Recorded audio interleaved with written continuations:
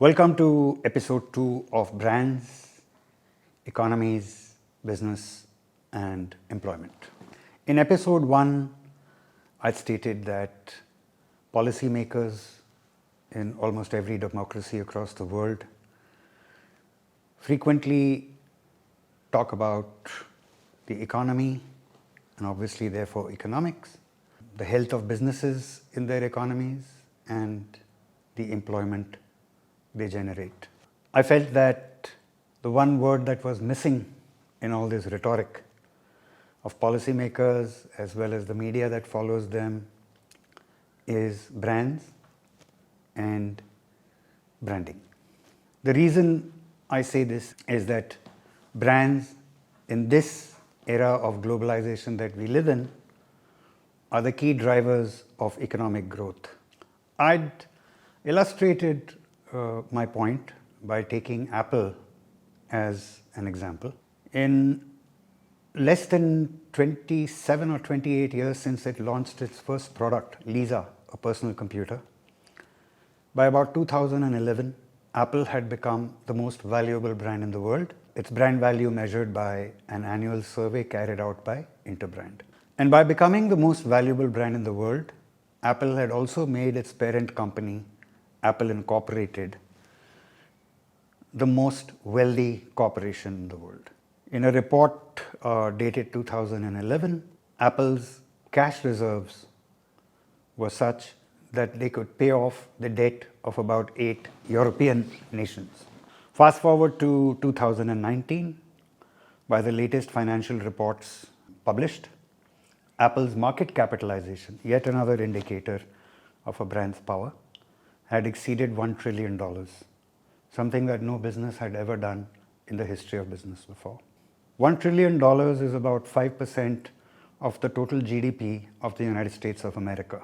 It's about 1% of the GDP of the entire world. Now, if Apple's market cap today is equal to 5% of the United States GDP, which is the world's largest economy, then add to this the technology brands that now dominate Interbrand's top 100 list. And almost the entire lot is from the US, e.g. Alphabet or Google, Microsoft, Amazon, IBM, Intel, Cisco, Oracle, and Facebook. In fact, more than 50 of Interbrand's top 100 global brands list come from the US.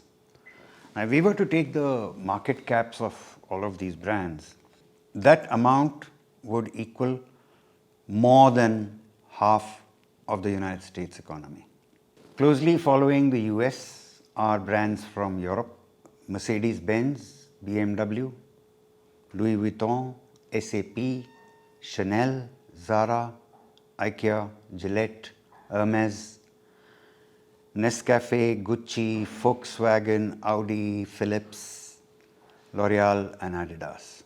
Closely behind the US, 50 of whose brands feature in the top 100, 37 European brands account for the rest, which means that between these two continents, United States and Europe, 87 out of 100 brands originate from them. What about Asia?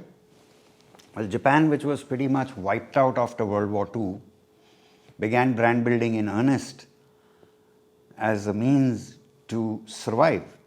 Export or die was the motto that Japanese statesmen and Japanese businesses coined for themselves, and this is what they did. Today, Japanese brands that feature in the top 100 of Interbrand's list, not just in this year, but for several years before that, are Toyota, which today ranks 7th, Honda 20th, Nissan 40th, Canon 54th, Sony 59th, Panasonic 76th, Nintendo 99, and Subaru at 100. Japan was an early starter in brand building, in building global brands in Asia. And its success spurred its neighbors, South Korea and Taiwan. South Korea, Samsung today ranks 6th in the world's top 100 list, followed by Hyundai at 36 and Kia at 71. Taiwan's not been too far behind. In fact, Three of its brands, Asus, Acer and HTC, have been in and out of Interbrand's top 100 list for the past 20 years or so. They don't feature in this year's top 100, but they remain formidable brands for Taiwan. More than 94 or 95 out of the 100 brands come from just 6 countries, which is USA, Germany, France, Italy, Japan and UK. If we add Canada, they are referred to by the IMF as the G7, and they're so called because these are, according to IMF's terms, the strongest economies in the world. If you look at their share of the world economy and the population, an interesting fact arises. About 40% of the world's GDP comes from these 7 countries, and they account for just 10% of the world's population. So what about India and China?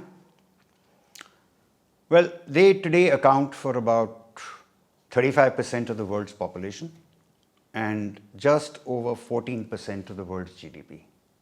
But this wasn't always so. In an article published by The Atlantic a few years ago, in about 180, that's well over 2,000 years back, India and China together accounted for 60% of the world's population as well as 60% of the world's GDP. So what brought about this big change in their fortunes? Some would say it's industrialization, but I would say that's a more recent phenomena in the context of the span of history that this article mentions. I would say that the major cause has been globalization. The more formal form of globalization began after World War II with the advent of the GATT and later the WTO, where world leaders in every country agreed upon terms of trade between themselves. But this is a more formal era of globalization. There was a less formal era of globalization that dates back thousands of years. And globalization is all about global politics,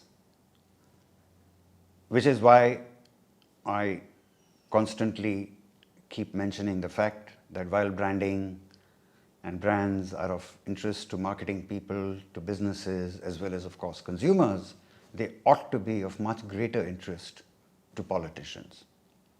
Primarily because, as I stated before, brands are the major drivers of an economy, and global brands are the major drivers, or the key drivers of global trade today. So that's all for now in this episode. In the next one, I'll dwell on the history of globalization and try and understand what caused this great change in the fortunes of nations in the West and those in the East. Thanks a lot.